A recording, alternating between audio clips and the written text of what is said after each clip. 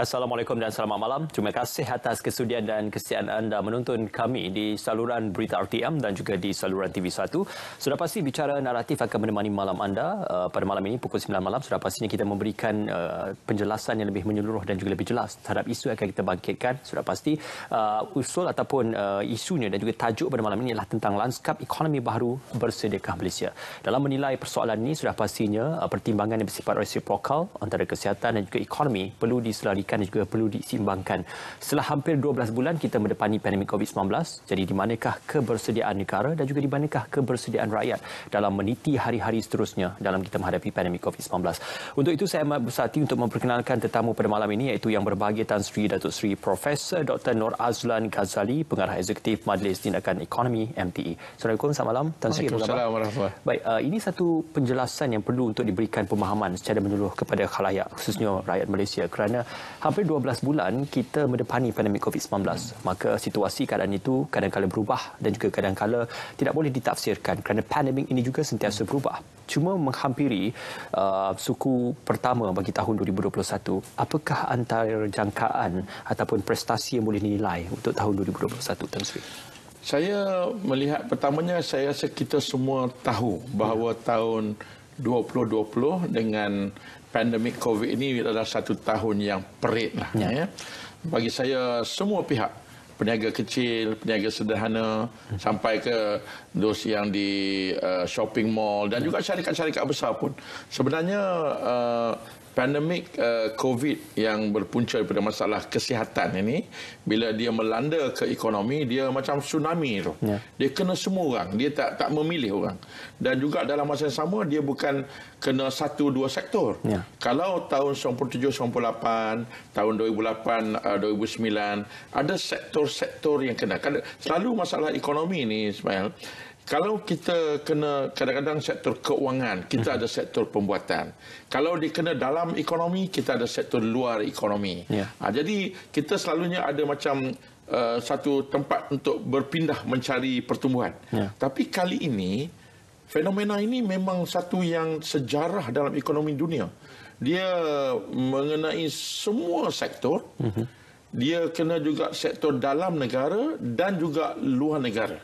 Sebab itu kita lihat pertumbuhan ekonomi dunia kali pertama lah, basically dalam sejarah semenjak lepas mungkin Perang Dunia Kedua lah, menguncup hampir minus 4.4% itu dunia.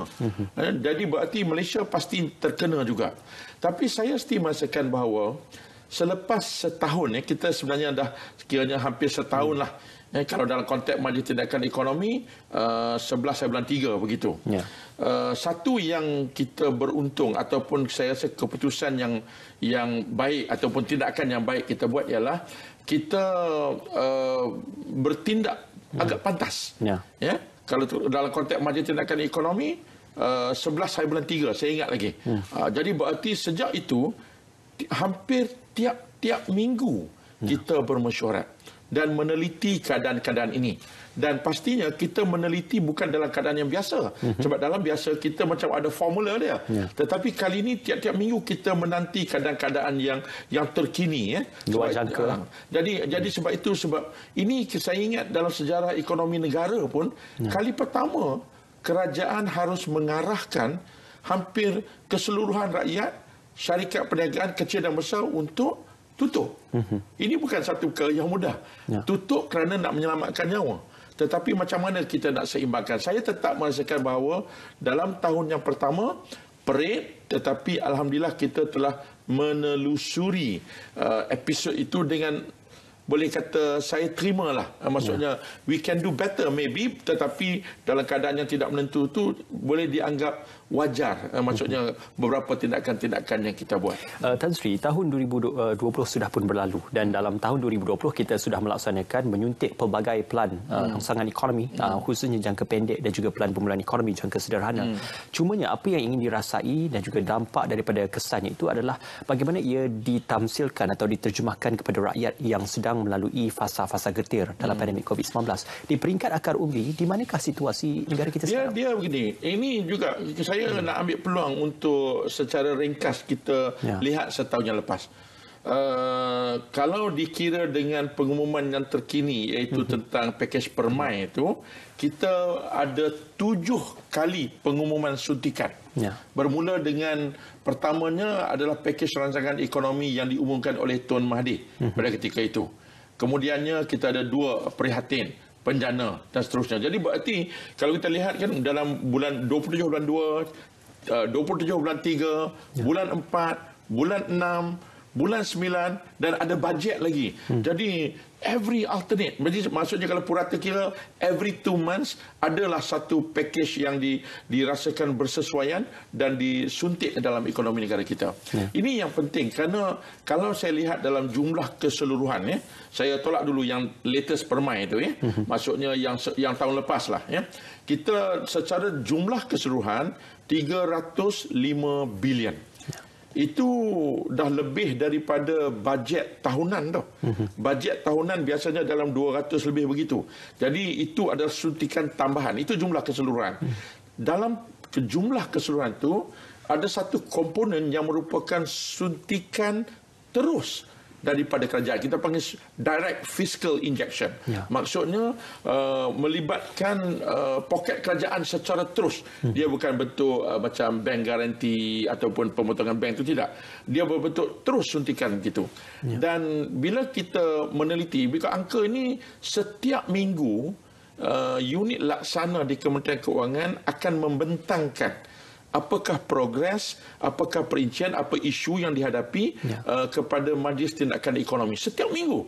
Jadi berarti dalam jumlah itu lebih kurang suntikan terus itu lebih kurang dalam 45-50 bilion begitu. Dan 50% lebih kurang dalam 23 bilion dia terus ke dalam poket rakyat. Ini jumlah yang besar ni. Dan bila kita teliti hampir 20 juta rakyat Malaysia menerima manfaat ini. Penduduk Malaysia 32 juta. 20 juta telah menerima manfaat ini. Lebih separuh. Jadi berarti bukan kita katakan jumlah itu banyak sehinggakan kita menjadi kaya raya. Tetapi maksudnya capaian kepada rakyat. Dan maklumat-maklumat ini very detail, terperinci. Jadi unit laksana mengikuti maksudnya monitor maklumat-maklumat ini. Dan syarikat pula 2.4 juta syarikat. Kalau di Malaysia lebih mudah kita faham kita selalu dengar tentang enterprise micro. Maksudnya syarikat-syarikat kecil yang pekerjanya kurang daripada 5 orang. Dia ada lebih kurang dalam 600,000 yang mendapat manfaat. Kalau mengikut dalam rekod kita hampir 544,000 mendapat package ataupun bantuan prihatin khas itu. Jadi berarti itulah sebenarnya kalau saya boleh berkongsi di sini, di dalam laporan itu dia ada 3 segmen. Pertama, segmen rakyat. Kedua, segmen perniagaan. Dan ketiga, segmen ekonomi. Jadi kalau balik pada Ismail tadi, berarti pada tahun yang lepas daripada package-package yang diumumkan itu, kita telah mencapai begitu. Jadi itu yang sebenarnya memberi sedikit keredaan. Tapi bukanlah satu yang pulih sepenuhnya, tetapi ada keredaan dan kita dapat feedback-feedback ini dan itu setidak-tidaknya bantuan yang boleh disampaikan oleh kerajaan. Yang berbagai Tan Sri, saya suka untuk mengimbas kembali ucapan yang pada awal yang pernah disampaikan oleh Yang Berhormat Tan Sri Muhyiddin Yassin dalam hal memberikan bantuan ini adalah sekurang-kurangnya untuk menyediakan food on the table ataupun makanan di atas meja masing-masing. Cuma dalam hal 2020 itu kita bercerita tentang survivability dalam masa jangka pendek. Sekarang ini rakyat sudah mula untuk menilai bagaimana perancangan keuangan dan juga perancangan penghidupan mereka untuk satu tempoh jangka masa panjang kerana kita tidak tahu bilakah pandemik COVID-19 ini akan terhenti di peringkat global. Jadi apa yang difikirkan dalam kita menilai bersediakah Malaysia dan juga lanskap ekonomi baru ini perkara-perkara yang boleh direncana oleh pihak kerajaan dalam membantu rakyat untuk pulih kembali dalam tempoh yang panjang. Dia pertama sekali ialah saya selalu bagi contoh yang mudah lah. Bila orang tu lemas di dalam tasik katakan, yang pertama kita kena keluarkan dia, selamatkan dia dulu. Dia mungkin pengsan sekejap. Tetapi bila dia dah bangun dan di situ peringkat pemulihan yang pertama. Maksudnya kita mesti bagi pemulihan dahulu. Jadi saya kira peringkat yang pertama ini adalah kita harus menumpu kepada pemulihan. Maksudnya syarikat-syarikat yang injured lah, yang cedera. Bagaimana kita dapat untuk mengembalikan mereka. Ada yang cedera parah, ada yang mungkin dah lebih bermasalah pada itu. Tetapi setidak-tidaknya kita kena beri penumpuan kepada bagaimana untuk merancakkan semula ekonomi negara kita. Sebab itu satu pertimbangan yang dibuat semasa kita menentukan, terutama dalam konteks PKP dan juga SOP ni semua ni sekarang ni, perkara itu harus dilihat. Kerana begitu mencabar sebenarnya. Kalau nak menghentikan COVID, mungkin formula mudahnya orang duduk di rumah. Tetapi kalau orang duduk di rumah, bagaimana pula perbelanjaan mereka, terutamanya bila mereka keluar ke kedai dan sebagainya. Betul, kita ada digital. Tetapi digital ni tidaklah boleh sepenuhnya mengganti keseluruhan. Jadi sebab itu kita kena cari jalan, imbangkan. Dan umpamanya saya membuat pertemuan yang begitu intensif. Yang terkini saya ingat, saya bercakap dengan Persatuan Penjaja-Penjaja Pasar Malam semua ni, yang beratus ribu ahli mereka. Jadi wakil-wakil mereka duduk bersama kita. Dan di situ kita berbincang dan melihat keupayaan adakah mereka boleh memastikan SOP itu. Dia sebenarnya sekiranya setiap rakyat Malaysia mengambil perhatian yang serius. Kita dulu, diri kita ni, dia dalam keadaan sekarang ni sebenarnya bukan lagi kerajaan dah. Tak sepatutnya kerajaan datang tangkap kita sebab kita melanggar SOP. Memakai mask dan sebagainya. Jadi menjarakkan diri kita, kita sendiri kena ambil tindakan. Jadi sebaiknya begitu. Kalau boleh pihak rakyat secara keseluruhan memastikan perkara itu berlaku, dan lebih banyaklah perniagaan yang akan dibuka. Jadi ini keseimbangan ini. Kadang-kadang macam main tarik tali juga. Mana satu yang kita nak pergi kan. Tapi hari ini kita memikirkan tentang poket rakyat. Bagi saya dalam konteks perniagaan, bagaimana mereka dapat teruskan. Bila saya cakap dengan Persatuan Restoran, mereka, kita berjumpa dengan banyak pemilik-pemilik persatuan-persatuan peruncit dan sebagainya. Jadi mereka faham bahawa tahun ini, sekarang ini, dia tidak boleh 100%. Mesti tidak boleh 100%. Tetapi kalau sekiranya dapat beroperasi dan juga dapat hasil mereka 40-50% pun dah cukup baik. Jadi berarti kita kena mencari jalan bagaimana aktiviti-aktiviti perniagaan ini, terutama bagi saya, aktiviti-aktiviti yang tempatan sifat dia. Sebenarnya, Ismail, dalam konteks global, hari ini kita telah mula lihat peningkatan di dalam permintaan global. Negara-negara maju terutamanya yang dah roll out dia punya vaksin program dan sebagainya, dan permintaan-permintaan dalam sektor-sektor E&E, digital dan sebagainya, memang telah kita nampak. Saya bercakap dengan beberapa pemilik-pemilik ataupun operator pelabuhan-pelabuhan yang besar di Malaysia, dan mereka menyatakan kita monitor berapa banyak kargo keluar, berapa banyak masuk daripada seluruh dunia, bagaimana keadaan pelabuhan-pelabuhan di seluruh dunia. Jadi di peringkat antarabangsa kita telah mula nampak. Tetapi yang Saudara Ismail sebut tadi ialah dalam negara ni, iaitu ini makcik-makcik, pakcik-pakcik yang kedai-kedai kecil, SME, dobi, kedai makan, kedai runcit, itu yang kita nak tengok. Tapi secara umumnya, kalau sebab kita meneliti episod itu, kita ambil contoh hujung tahun lepas, bila kita memberi kelonggaran sedikit kepada rentas negeri, kepada keupayaan untuk keluar dan sebagainya, secara automatik sebenarnya dalam konteks permintaan itu ada kejatuhan, tetapi permintaan yang lazim biasa pun sebenarnya boleh membantu ekonomi negara kita.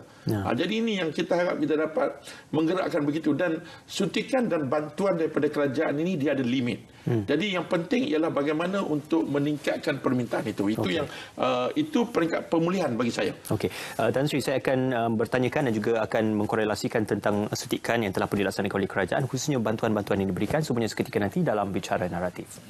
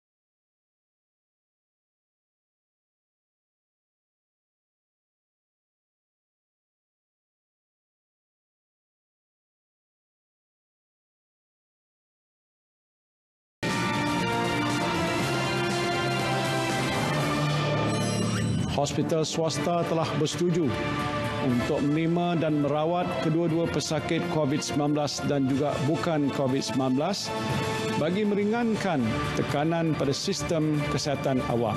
Kerajaan akan memperuntukkan 100 juta ringgit bagi tujuan.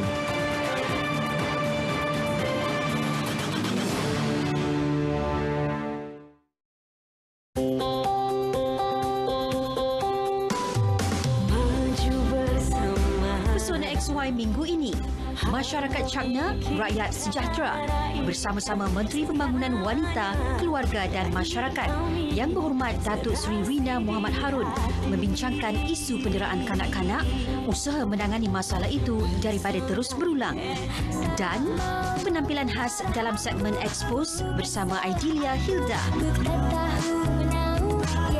Pesona XY, Sabtu 6 Februari 2021, 11.05 pagi di saluran berita RTM dan TV1.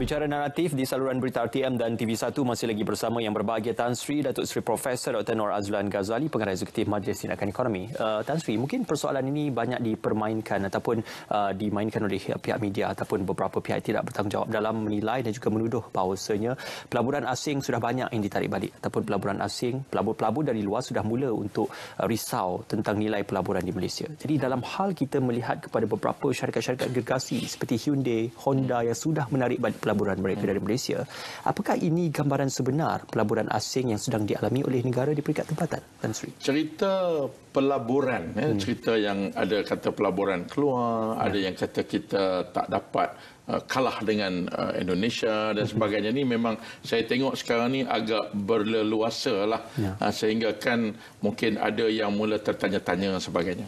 Saya rasa penting untuk kita memahami konteks ini, ya. Saya nak bawa sebelum kita masuk kepada beberapa kes-kes yang isolated ini, kita kena lihat secara umum dahulu. Pertama sekali, kita kena memahami bahawa bila kita kata pelaburan di Malaysia ini, siapa yang melabur? Sebab kita ni satu negara yang kadang-kadang saya rasa kita memang, kalau orang kata apa, mata biru tu kita nampak banyak sikit lah. Kita maksudnya pelabur luar negara ni hebat-hebat belaka. Memang betul mereka hebat pun. Tetapi let's talk about quantum cake pelaburan, ya. Secara purata daripada 2015 hingga sekarang, saya mengguna angka pelaburan yang diluluskan. Ya, sebab ini pun ada isu-isu dari segi ahli ekonomi mana number dia dirujuk, ya. Lebih kurang dalam, saya bagi nangka mudah lah, secara purata setahun ada 200 bilion pelaburan, ya. Dan 200 bilion ini lebih kurang dalam 160 bilion adalah sumber dalam negara. Dalam negara, Ismail. Maksudnya DDI itu kita kata pelaburan dalam negara, yang maksudnya sumbernya dalam negara. Dan lebih kurang yang selebihnya ataupun yang sebahagian lagi, lebih kurang dalam 30% daripada total tadi adalah dalam bentuk FDI. Pelaburan daripada sumber asing. Jadi pertama kena ingat bahawa jumlah itu, dari segi jumlah yang FDI ini dah lama dah sebenarnya dia jauh lebih kecil daripada jumlah yang total dalam negara itu. Ya, itu pertama sekali. Sebab saya kadang-kadang kita membuat terjemahan bila kata FDI jatuh je maksudnya everything is wrong. That is not right. Secara absolute tidak betul. Now kita tumpu kepada FDI. Sebab FDI ini pentingnya kerana pertama lazimnya pelaburan-pelaburan yang bergerak di antara bangsa ini adalah yang berkualiti tinggi. Itu lazimnya. Tetapi tidak juga kerana sebab itu kita kena satu persatu. Dalam kes COVID baru-baru ni, kita dapati ada juga beberapa syarikat yang brandnya besar. Saya tak boleh sebutlah brandnya. Brandnya besar. Tetapi mereka some of them menggunakan tenaga buruh asing yang ramai. Jadi perkara ni memang we don't want that to be like that. Maksudnya sebab tu sekarang ni kita sedang baru minggu lepas kita berbincang secara terperinci tentang strategi untuk menyusun pelaburannya.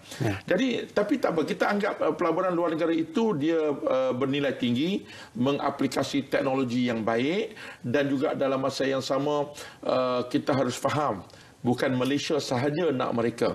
Jadi kalau kek tu besar ni, tahun lepas apa yang berlaku? Bayangkan ini jumlah pelaburan asing yang ada di dunia. Dia telah mengecut sebanyak 40%. 40% ni kalau sekat dan sampai 50% lah. Maksudnya bayangkan kek itu dia terpotong dua. Maksudnya 40% dah tidak ada. Disebabkan oleh kemelesaan ekonomi dunia. Tetapi negara-negara yang ada semua nak yang tu. Semua berebut yang tu. Jadi ini yang menjadi cabaran bagi kita dalam perebutan ini. Siapa yang dapat. Dan juga yang penting ialah siapa dapat apa.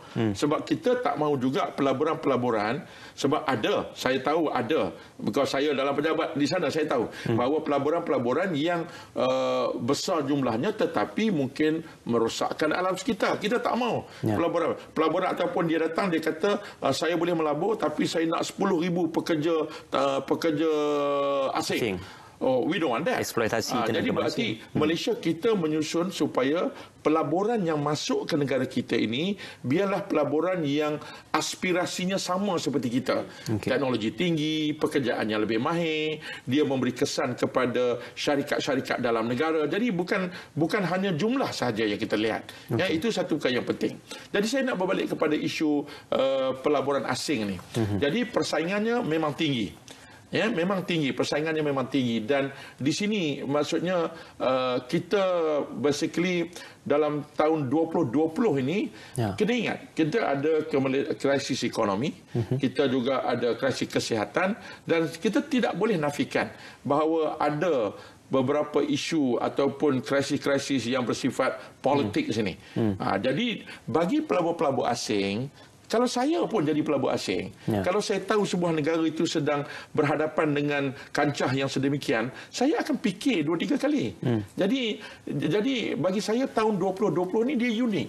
3 in 1 3 in 1. Jadi berat untuk Malaysia menanggung. Jadi berarti tetapi dia bukannya tahun yang mutlak mengatakan bahawa negara kita ni macam dah hilang daya saing. Tak boleh begitu. Saya selalu bagi contoh yang mudah lah. Saya kata kalau masa saya ingat pemain badminton yang hebat dulu, Lee Chong Wei kan. Kalau masa dia tengah buat injury, tengah lutut dia tengah sakit tu, kalau kita lawan badminton dengan dia, mungkin juga ada orang boleh menang dengan dia. Sebab masa tu dia tengah sakit. Jadi sakit pada ketika itu dan prestasi masa itu tak sewajarnya menjadi ukuran. Jadi kita kena lihat jangka panjang dan yang penting of course kita nak lihat selepas ini. Umpamanya bagi saya, kalaulah kita mengharapkan, kita tidak terlibat, saya tidak terlibat. Kalaulah sekiranya kita dapat mencapai kestabilan politik. Jadi berarti kita tinggal 2 lagi. Pandemik kesihatan dan juga dan sekiranya sebab itu sekarang penumpang kita kepada roll out vaksin COVID ni. Sekiranya vaksin ini benar-benar berkesan dan dapat menghentikan penularan, saya jangka masalah ekonomi dengan sendirinya akan pulih.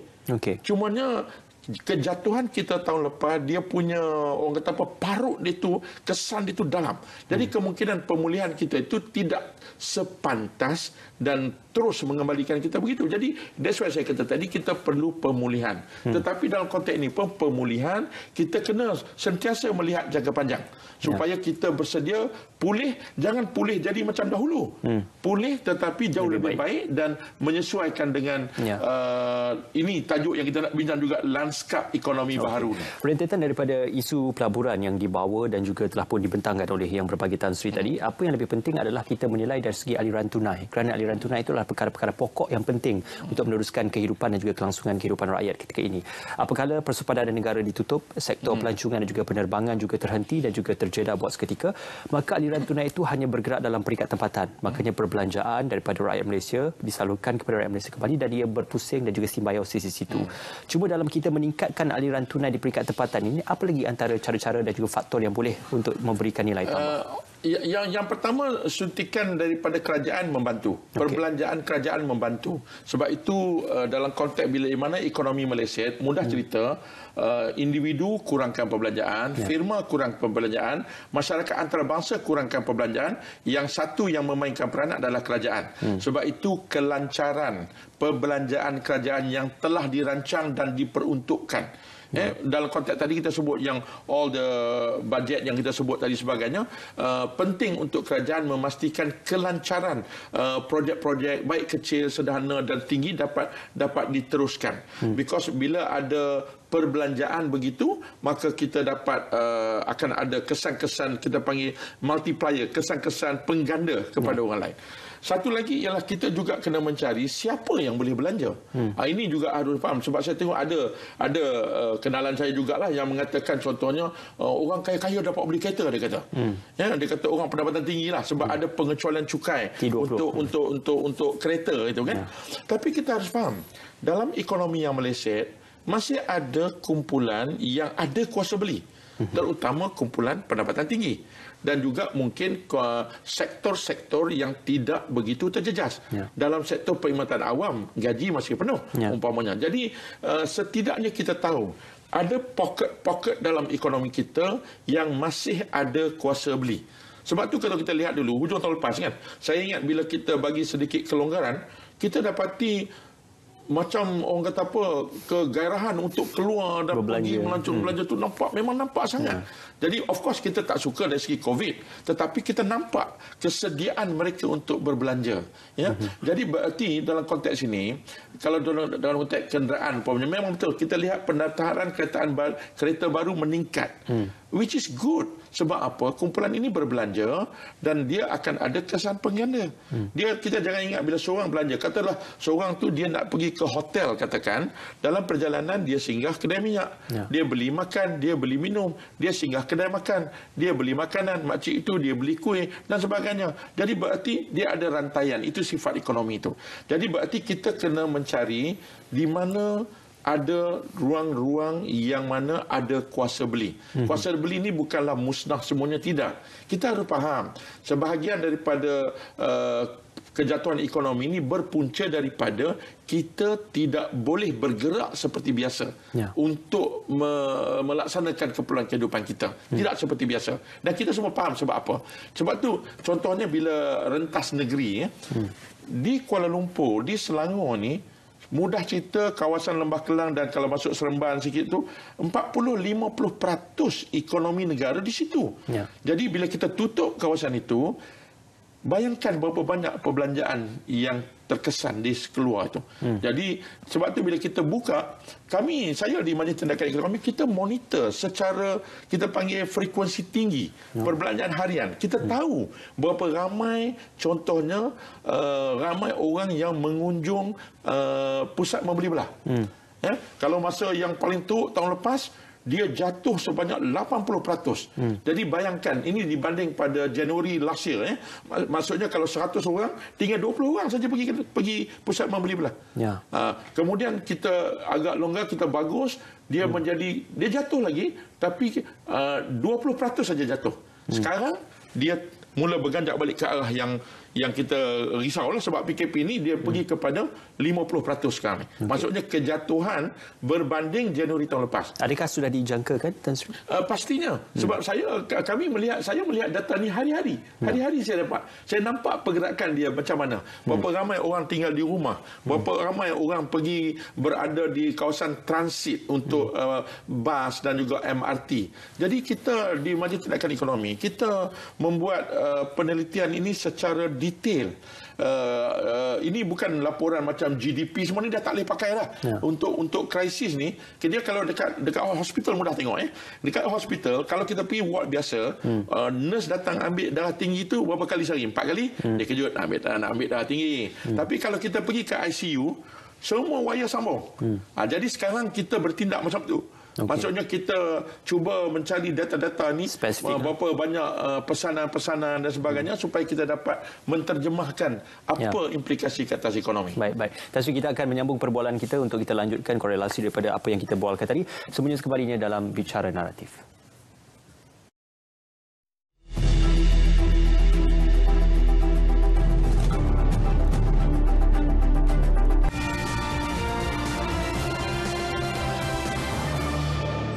Kerajaan telah memberikan potongan cukai khas kepada syarikat yang memberi pengurangan sewa premis perniagaan sekurang-kurangnya 30% mulai 1 April 2020. Tempoh potongan khas ini juga akan dilanjutkan sehingga 30 Jun 2021. Selain itu, pembangunan sumber manusia berhad akan mengecualikan levy majikan bagi syarikat yang tidak dapat beroperasi semasa tempoh PKP dan PKPB.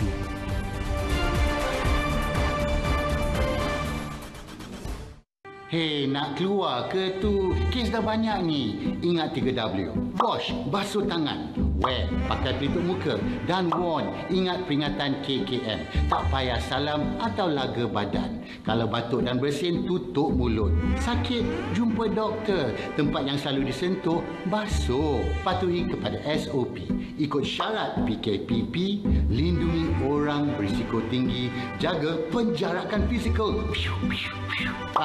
COVID-19 tak pilih mangsa. Semua boleh kena. Sama-sama kita jaga kita. Budayakan norma baru. Bersama-sama kita putuskan rantaian COVID-19.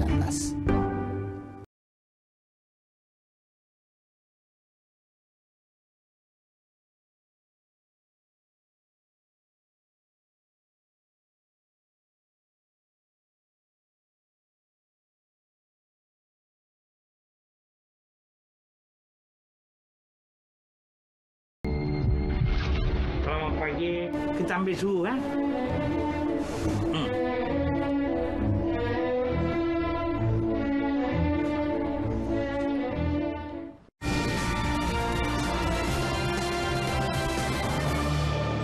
Perkeso juga turut terlibat dalam pelaksanaan program ujian saringan COVID-19 ke atas pekerja asing yang berdaftar. Kos saringan akan ditanggung sepenuhnya oleh Perkeso di zon-zon merah bagi mengenal pasti kluster COVID-19 di tempat kerja. Untuk menyokong lebih banyak individu membuat ujian saringan pengesanan COVID-19 secara bersendirian, skop pelepasan cukai bagi perbelanjaan pemeriksaan kesihatan penuh yang telah dinaikkan daripada RM500 kepada RM1,000 seperti diumumkan pada Belanjawan 2021 kini diperluaskan untuk meliputi bayaran ujian pengesanan COVID-19.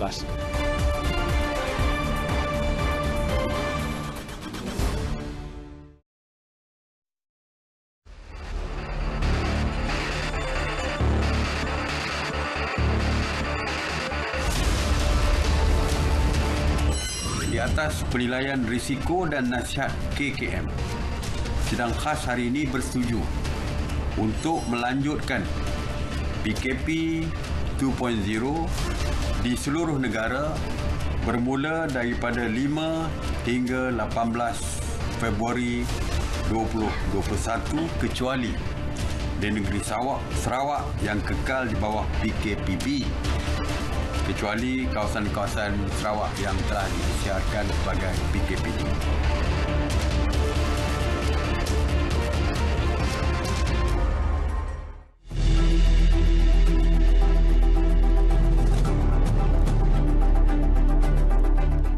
Ya, kita bersua kembali dalam Bicara Naratif di saluran berita RTM dan juga di TV1. Masih lagi bersama yang berbahagia Tan Sri Datuk Seri Profesor Dr. Nor Azlan Ghazali.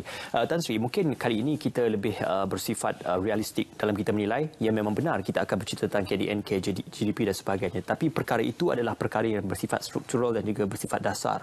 Cumanya taburan data ketika ini adalah untuk kita menilai data-data yang bersifat realistik, data-data di peringkat akar umbi. Contohnya, mungkin kita melihat kepada bilangan orang keluar dari rumah, bilangan kenderaan di lebuh raya, bilangan mereka yang pergi ke hotel-hotel untuk menduduki kawasan penginapan. Jadi data-data seperti itu disebut oleh Tan Sri adalah bernilai untuk kita mengetahui sejauh mana progres ekonomi masih lagi berjalan dan apakah sumbangannya kepada kemampanan ekonomi. Apa komentar Sri? Ini satu perkara yang saya dan pasukan dekat Majlis Tindakan Ekonomi buat di awal tahun sudah. Bila kita bermula, saya ingat dalam bulan 3 begitu, meeting tak berhenti. Kita basically masa tu cabaran kita ialah kita nak mendapat capaian kepada data-data yang memberi maklumat terus dan langsung. Kita mungkin secara umum orang biasa dengan KDNK, data ekspor, data pekerjaan yang umum. Kadang-kadang diumumkan 3 bulan sekali secara sukuan. Dalam keadaan ekonomi sekarang, krisis sebegini, perlu ada, tetapi data itu terlalu lewat kalau kita nak tunggu. Jadi saya ambil contohlah. Antara because data-data ni kadang-kadang ini satu pengajaran juga bagi kita, kerana di Malaysia ni memang betul episod ni juga membayangkan memberi kita satu maklumat bahawa pengumpulan data, capaian data itu adalah satu perkara yang amat penting. Ya. Jadi saya ambil contoh, umpamanya kita nak melihat berapa banyak kenderaan berada di atas lebuh raya. Ya. Kenapa penting? Sebab tadi saya sebut, bila orang bergerak, berada dalam kereta dan bergerak terutamanya di atas lebuh raya, dan kita tahu perbelanjaan, kita boleh agak berapa banyak. Setidak-tidaknya kalau nak balik ke kampung saya dekat Taiping tu, dia kena singgah dekat Tapah mungkin. Ataupun 2 rest area. Jadi di singgah tu ada perbelanjaan. Jadi kita melihat kepada ini yang dalam ekonomi kita panggil high frequency data. Data-data frekuensi tinggi yang kalau kita boleh kita nak monitor secara harian. Jadi berarti kita pergi dengan Lembaga Lebuh Raya Malaysia, kita pergi ke immigration, kita bincang dengan JPJ. Sebab itu saya, pejabat kami mempunyai maklumat. Contohnya bilangan kenderaan yang didaftar setiap hari, berapa banyak kenderaan yang berada di atas highway, di plaza-plaza tol dan sebagainya. Jadi dengan maklumat ini dia boleh memberi gambaran adakah aktiviti ekonomi itu berlaku. Dan bila saya lihat pattern-pattern ini, dia memang bergerak serentak dengan PKP ini. Macam contohnya hotel, accommodation hotel. Tadi saya sebut tentang berapa ramai orang pergi ke pantai, berapa ramai orang berada di pusat transit MRT. Jadi hari ini itu yang banyak membantu kerana maklumat-maklumat ini ada, cumanya tidak menjadi kelaziman kita. Inilah era yang dulu banyak dengan big data, analitik. Sebenarnya kalau kita dapat lebih terperinci, kita nak tahu contohnya berapa ramai orang kunjung pasar malam, berapa ramai, sebab perbelanjaan ini berbeza. Kalau saya makan dalam ekonomi kan, sebenarnya kan, yang menggerakkan ekonomi negara kita ni, pertama kita manusia ada makan minum. Ya, makan minum ni dia terhad. Kita boleh banyak mana sangat kita boleh makan dalam satu hari. Jadi kalau sekadar manusia makan dan minum, benda yang asas, tak cukup untuk menggerakkan ekonomi negara kita. Kita perlu mereka beli jam baru, kita perlu mereka tukar baju, beli kasut, tukar stokin dan sebagainya. Jadi perbelanjaan yang bukan hanya kelangsungan hidup. Jadi maksudnya kelangsungan hidup makan minum. Tak ganti stokin okey. Tapi yang menggerakkan ekonomi kita adalah perbelanjaan yang luar daripada kelangsungan hidup. Kehendak lah. Kehendak ni bukanlah kehendak yang bukan-bukan sangat pun. Tetapi kita itu sebenarnya yang menggerakkan. Contohnya kenapa kita tengok pendaftaran kereta baru? Sebab kereta ni you boleh tangguh. Kalau betul you terkesan dengan krisis ekonomi, saya tak akan tukar kereta saya. Tetapi kalau bila ada ruang insentif begitu orang tukar, berarti kita tahu ada kuasa beli somewhere. Ada kuasa beli. Jadi cumanya kita kena cari jalan. Dan sebab tu kita kena buat beberapa contohnya hari ini perumahan umpamanya. Banyak katakan rumah-rumah yang mungkin lebih bina ataupun gelat begitu kan. Jadi mungkin ini masa peluang-peluangnya. Dan perbelanjaan dalam bentuk leisure, maksudnya untuk berehat. Kita jangan salah faham ya. Berehat ni memanglah kalau kita pergi melancong jauh-jauh tu nampak mewah. Tetapi keperluan untuk manusia berehat, leisure, itu adalah makanan kehidupan manusia. Dalam keadaan COVID ini, banyak kes-kes tekanan mental, stres kehidupan. Jadi bayangkan kalau orang terkepung begitu lama dalam tu, that is not good. Jadi manusia kalau dia nak berfungsi, dia kena ada makan, minum, rehat, dia kena ada sedikit pergi tengok pantai, dia kena ada begitu. Jadi berarti itu yang sebenarnya banyak membantu menggerakkan ekonomi. Jadi sebolehnya yang kita harapkan ialah, of course satu, kita menanti vaksin ini. Kita harap roll out vaksin ini akan berkesan, dan juga di mana ada ruang. Bagi saya, ruang-ruang yang boleh dibuka yang tidak memberi kesan kepada COVID secara mutlak. Ya, setengah aktiviti memang tak boleh. Ya. Jadi aktiviti-aktiviti yang contohnya kalau stadium memang ramai dekat-dekat, memang tak boleh lah. Tetapi ada aktiviti-aktiviti ekonomi perniagaan yang kalau kita patuh kepada SOP, boleh. Kita tak boleh dalam stadium, tak boleh duduk jauh-jauh, tak seronok tengok bola begitu. Tapi kalau makan boleh, jauh-jauh sikit. Kalau kita pergi shopping mall boleh, jauh-jauh sikit. Malah bila saya cakap dengan penjaja pasar malam, mereka kata dia ada entry and exit. Jadi kita harap penjaja pasar malam pun boleh memastikan SOP ini dilaksanakan. Ya. Dalam hal itu, Tan Sri, selagi mana manusia berinteraksi dengan manusia, maka ekonomi itu akan bersimbiosis antara satu sama lain. Cumanya apabila pertikaian tentang apakah itu essential services yang banyak diperdebatkan di laman-laman sosial ataupun oleh warga netizen, tentang essential services ini, kalau dari segi sifar ekonominya, semuanya adalah essential kerana saling melengkapi antara satu sama lain. Jadi, di manakah penakrifan essential services yang sebenarnya begini, perkara ini pun kami bincang. Saya ada sedikit maksudnya ruang untuk memberi pandangan yang agak berbeza dalam konteks ekonomi. Saya secara peribadi memegang konteks bahawa semua aktiviti perniagaan adalah essential, utama. Walaupun orang tu jual telur masin pun utama juga. Sebab dia jual telur masin. Umpamanya untuk dia essential, untuk kita mungkin tidak. Tetapi bagi saya, sebab itu penting. Hari ini kita meneliti satu-satu. Baru-baru ini kita ada perbincangan dengan jawatankuasa di peringkat pegawai lah, dengan MKN dan sebagainya. Dan mungkin juga sebab itu kita lihat beberapa perubahan yang pengumuman dibuat. Because kita cuba meneliti kepada bagaimana nak dapat keseimbangan ini. Mungkin ramai yang kata kita perlu ketat, tutup semua. Sebenarnya tak semudah itu, Ismail. Maksudnya kalau kita tengok banyak kemalangan, saya bagi contoh, kemalangan banyak berlaku. Paling mudah nak menghentikan kemalangan ialah jangan benarkan orang bawa kereta. Esok tak ada kemalangan. Tapi adakah secara hakiki sifat orang itu berubah? Jadi berarti sekarang ni kita tak boleh menghentikan kesemua aktiviti rakyat. Tak boleh. Bagi saya, seboleh yang mungkin kita benarkan di mana boleh. Of course, kita kena berhati-hati. Kalau kita, sebab tu kita tekankan penalti kepada SOP. Maksudnya, kalau saya peniaga kedai makan katakan, ataupun penjaja, kalau orang tidak mengikut SOP, saya bertanggungjawab. Setidaknya kena beritahu makcik, kalau makcik tak duduk, tak beratur jauh-jauh, tak boleh. Jadi, saya harap tanggungjawab itu pergi kepada kita. Kepada setiap orang kita. Ini kita jaga kita ni. Memanglah tak mudah. Bukan kelaziman. Ini semua bukan perkara yang biasa kita buat. Jadi berarti kita bersabarlah dalam konteks itu. Dan juga, tapi SOP itu yang paling penting. Dan sekiranya kepatuhan itu tinggi, pastinya banyak lagi sektor boleh dibuka. Dan saya nak berbalik tadi isu sektor yang essential tadi. Because sebenarnya begitu rumit nak mentafsirkan mana penting, mana tidak. Kalau orang bela kucing 10 ekor, kedai makanan kucing tu pun essential. Jadi semuanya essential. Kalau saya petani, saya menternak ayam, yang menjual makanan ayam itu essential. Jadi berarti biarlah kita dapat menumpu kepada perkara yang benar-benar memberi implikasi kepada COVID. Itu yang penting bagi saya. Jadi melihat, sebab tu saya menekankan kepada bentuk aktiviti dan tekankan kepada SOP. Dan kita amat mengharap kalau rakyat semua boleh memastikan SOP itu dapat dipatuhi sebaik yang mungkin, saya kira mungkin kesan ekonomi itu mungkin akan kurang. Jadi kalau kita dapat buat begitu, bayangkan macam kalau kita dapat, bayangkan macam hujung tahun lepas saya dengar banyak orang dapat peluang pergi berehat, pergi balik kampung, tengok mak bapak, pergi tengok saudara mara, pergi kenduri sikit. Kita lazimkan diri kita Memang saya tahu susah, tetapi saya dapati ada, contohnya Kenduri hari ini ada time. Dulu mana ada time. Jadi datang pun kena kad sejahtera dan sebagainya pakai. Kalau hari ini kalau kita keluar tak pakai mask, kita tu macam umpama manusia tak ada hidung tu. Orang tengok ni kenapa? Dan orang marah kita silap. Sebab kita tidak mengambil tindakan, because setiap tingkah laku kita memberi kesan kepada orang lain.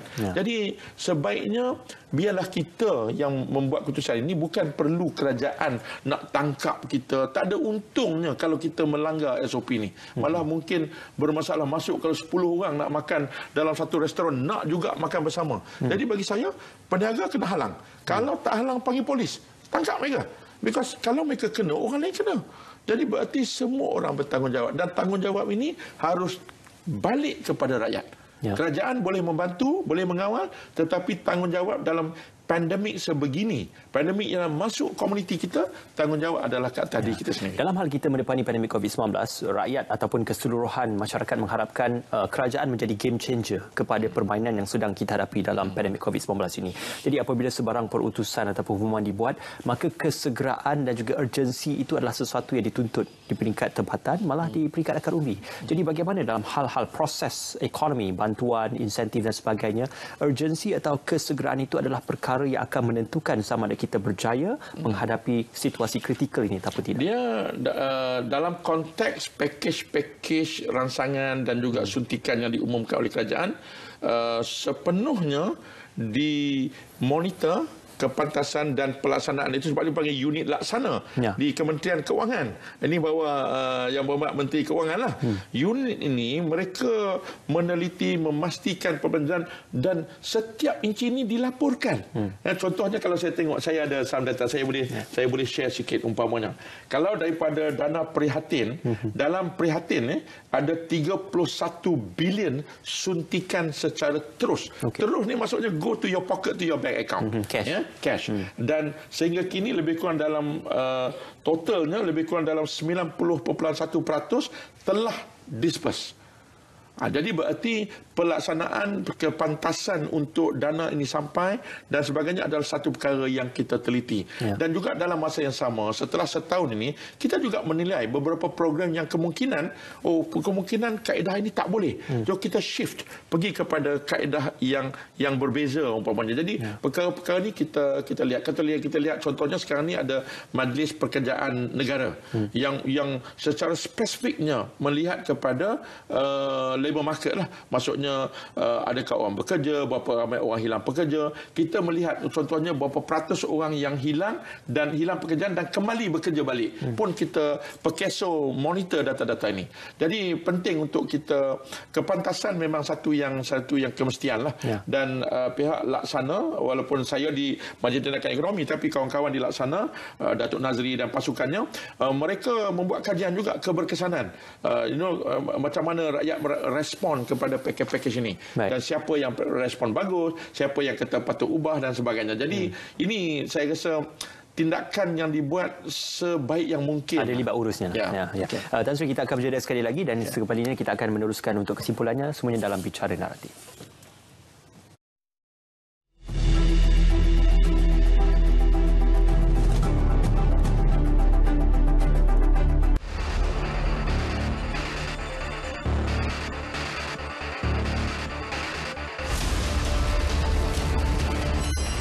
Darurat yang diisytiharkan oleh Kebawah Duli Yang Maha Mulia Seri Paduka Baginda Yang di-Pertuan Agong bukanlah suatu bentuk perampasan kuasa tentera. Perintah berkurung juga tidak akan dilaksanakan. Saya memberi jaminan bahawa jentera pentadbiran dan perkhidmatan awam kerajaan persekutuan dan kerajaan-kerajaan negeri tidak akan terganggu dengan pengisytiharan darurat. Aspek kawalan sempadan negara juga akan diperketatkan dengan memberikan kuasa kepada anggota tentera selain polis dan immigration untuk menangkap parti dan sesiapa saja yang menceroboh sempadan negara.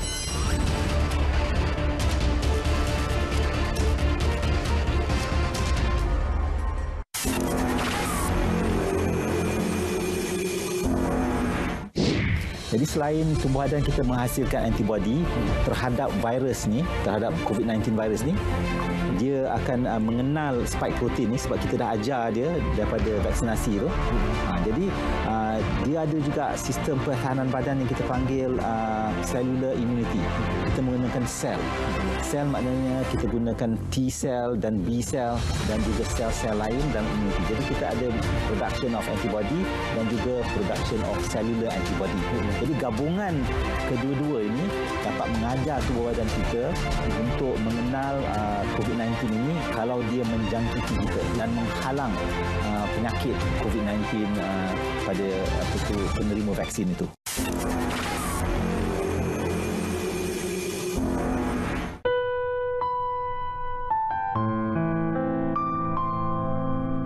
Saya nak menzahirkan rasa terima kasih kepada anda semua sebagai rakyat Malaysia. Anda adalah manusia yang hebat.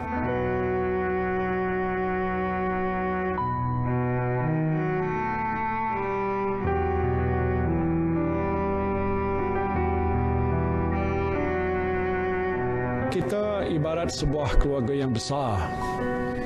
Kita saling bantu-membantu ketika zaman susah. Inilah nilai sebenar persaudaraan rakyat Malaysia tanpa mengira bangsa.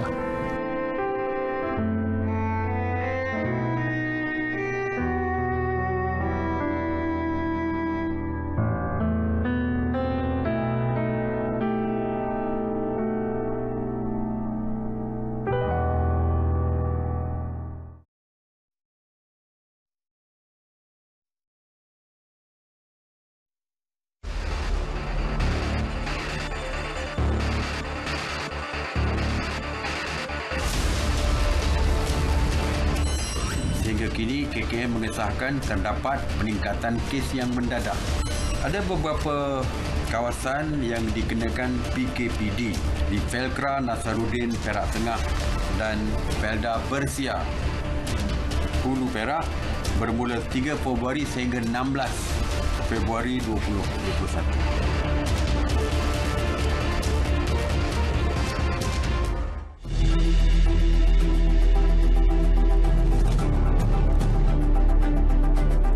Yang berbaki seketika dalam bicara naratif, Tan Sri mungkin secara kesimpulannya, ekonomi digital ini adalah masa hadapan bagi Malaysia, bukan sahaja pandemik COVID-19 tetapi juga dalam situasi ekonomi yang lain. Cumanya apabila kita bergerak ke arah masa hadapan, masih lagi ada beberapa perkara yang menghambat kita ke belakang seperti kemudahan infrastruktur dan juga capaian internet. Jadi apakah yang boleh diselesaikan dalam isu masa depan kita ini? Dalam menangani krisis ni, satu adalah kita kata dia wujud sebab krisis, sebab COVID. Tapi dalam masa yang sama, kita harus mengakui bahawa ada beberapa kedudukan struktur ekonomi yang kita dah tahu lama. Cerita digital ni, Malaysia antara yang mula melihatnya zaman Tun Mahathir lagi, multimedia super koridor. Tahun 90-an lagi kita dah mula bercakap tentang multimedia ini.